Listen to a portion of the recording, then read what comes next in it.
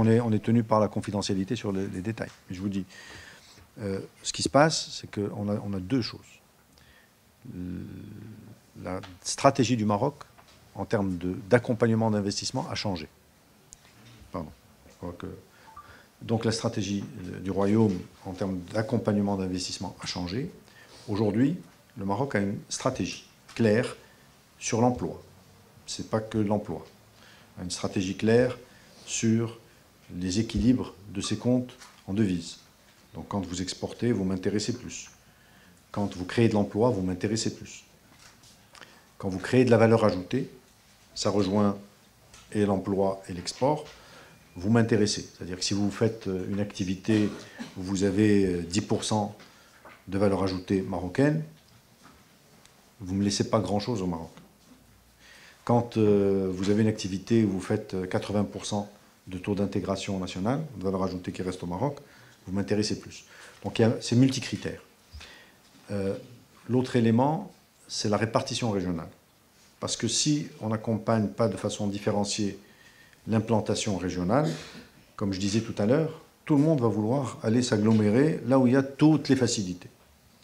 Or, ce qui nous intéresse, c'est que vous allez, si vous me posez la question aujourd'hui, je vous dis, stop l'investissement là où il y en a déjà beaucoup, et accélérez-moi l'investissement là où il n'y a rien. Voilà, vous voyez, même l'électricité nous suit. Elle est d'accord. Donc, l'important, c'est que cette stratégie de l'État définie, après la Constitution du Maroc, du Royaume du Maroc, elle a, dans son chapitre 1, la liberté d'entreprendre. Donc vous avez le droit d'entreprendre, même si ce n'est pas dans mes stratégies, moi, État. Moi, je dis, je veux développer les zones pauvres. Vous dites, moi, je veux aller m'installer à Casablanca. Je ne peux pas vous dire ne vous installez pas à Casablanca. Vous avez le droit d'aller entreprendre. Vous installez à Casablanca, très bien. Mais moi, je ne suis pas obligé de vous accompagner ou de vous donner des subventions, des incitations, des exonérations. Ça, c'est mon droit. Parce que je veux développer les zones plus difficiles, eh bien, tous les pays du monde orientent leurs subventions ou leur accompagnement des entreprises vers leurs intérêts.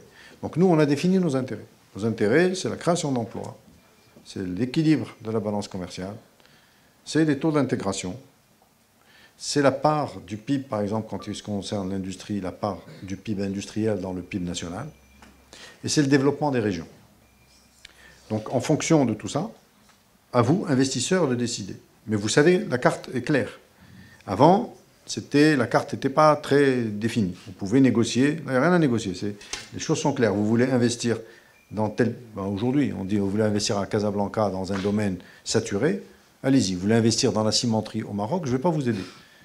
Parce que je suis en surproduction. Si j'étais en sous-production et j'en avais besoin, je vais vous aider. Mais je ne suis pas fou de vous donner l'argent des deniers publics pour que vous alliez investir dans quelque chose qui détruit le tissu industriel national. Donc il faut aligner nos intérêts, l'intérêt de l'État et l'intérêt de l'opérateur. Et si on n'est pas aligné, vous avez le droit de faire ce que vous voulez, mais ne me demandez pas de vous subventionner pour venir me détruire quelque chose.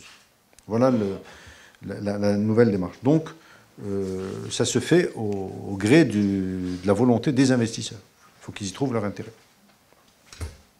Donc, cette répartition, nous on fait notre travail pour accompagner la répartition, et après, si ça marche, ça veut dire que votre système n'est pas si mauvais que ça. Si ça ne marche pas et que malgré ce que vous avez fait comme structure d'accompagnement, tout le monde se concentre sur un point, il faut réviser votre situation.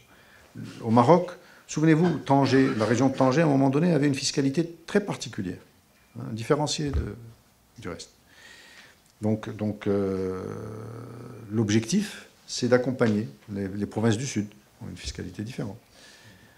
Donc tout ça permet de répartir les investissements et l'emploi et la création de valeur sur le territoire.